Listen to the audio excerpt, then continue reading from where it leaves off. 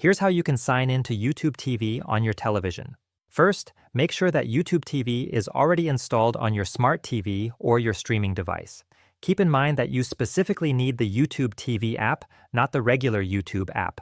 Once you've confirmed that, go ahead and open the app. When you launch it for the very first time, the screen should look something like this. It will ask if you'd like to try YouTube TV. For the purpose of this video, I'll assume that you've already created an account and signed up for the service.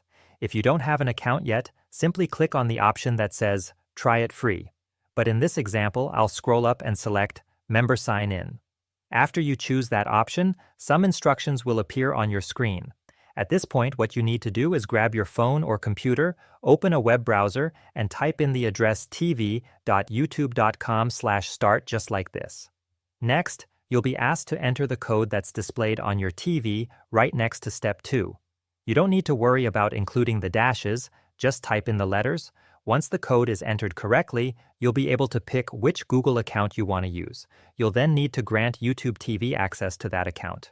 As soon as you click Allow, you'll automatically be signed in to YouTube TV on your television. And that's all there is to it. If this video helped you out, giving it a like and subscribing to the channel would be greatly appreciated.